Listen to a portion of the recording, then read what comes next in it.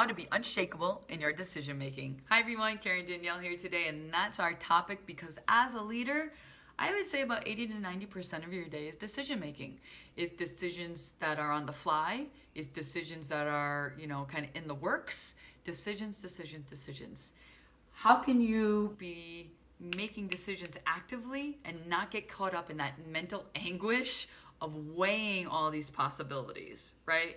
Because we don't want to go down that road of that mental volley takes over and you become rendered ineffective and you don't take action, and the next thing you know, you're just stalling. You become the bottleneck, right? You don't want to become the bottleneck in your own business or as a leader of your own team, because then you've slowed down everyone and everything. So how can you make decisions that keep the process moving and going forward?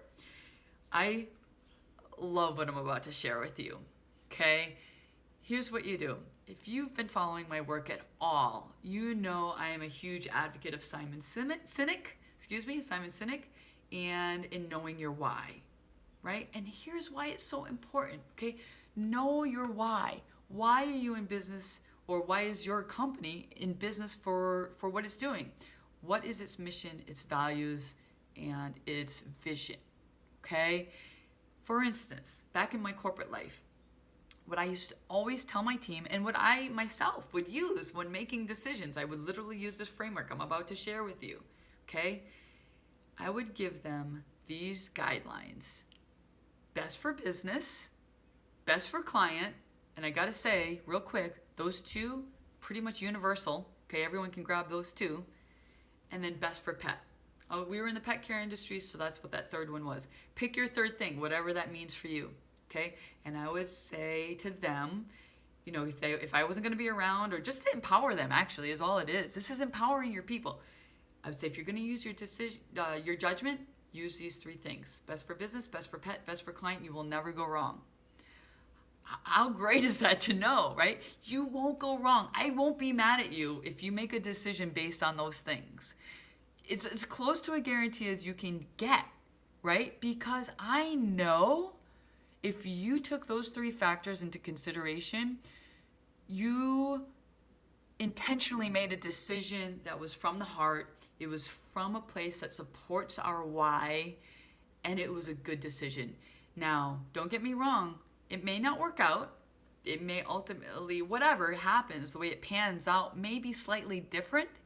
But I gotta tell you, you'll be able to recover from whatever that unfortunate happenstance is because you came from the right place. It's not gonna be that far off where it's gonna be detrimental to your business, because you'll be able to confidently say you made that decision with the best of intentions. Your team made their decision with the best of intentions. It didn't work out for whatever reason. Now you know going forward a better thing. Like, you'll know, okay, right, we learned from that one. But you can never be accused of making a decision without the intention of it being the right one, okay?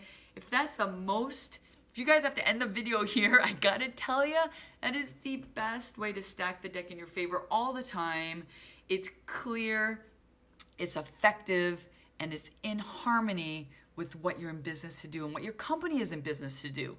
I am so passionate about that way of making decisions that I implore you to just run with it, okay? But here's a couple other things. I hope you do stick around for the rest of the video, because I got a couple more things up my sleeve that will help you in making decisions.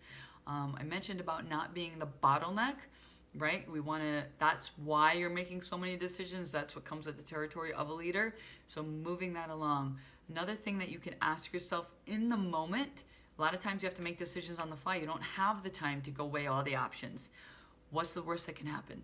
That's what I used to ask myself. What's the worst that can happen? Give me the bottom line here. What are we dealing with, right? 9 times out of 10, it's not something that's life or death. 9 times out of 10, it's not something that's going to put you out of business or out of a job, right? What's the worst that can happen? It gives you the perspective you need to then act and decide, right? Gives you the perspective. It also, loosens you up a little bit, right? Because it's not life or death, okay? Again, what's the worst that can happen provides perspective for you to make that decision, okay? So, don't want to be rendered inactive by too much analysis of all of your data.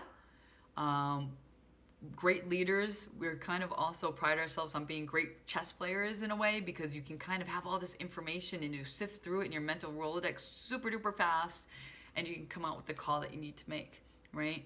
So be that chess player, figure it out in your head, and that's the what's the worst that can happen question is a great way to, boom, bottom line it for you, figure it out, okay? So that's the day, guys. I hope that really helps. In summary, the 3 ways to move forward and help you become unshakable in your decisions. Know your why, okay? And the sub part of that, best for business, best for client, and then your own personal best that you want to add to that. What's the worst that can happen? Gives you perspective, bottom lines it for you, so you know if that's the worst that can happen, I can live with that, I'm going to move forward. Okay? Hope that helps. Go make some decisions today, because every decision you make gives you more and more confidence to move forward and make another decision. Believe it or not, make the decision. You are the charismatic leader. I want you to feel that way and own it. All right, you guys? I love you all. Have a great day today. I hope that helps. Thanks so much.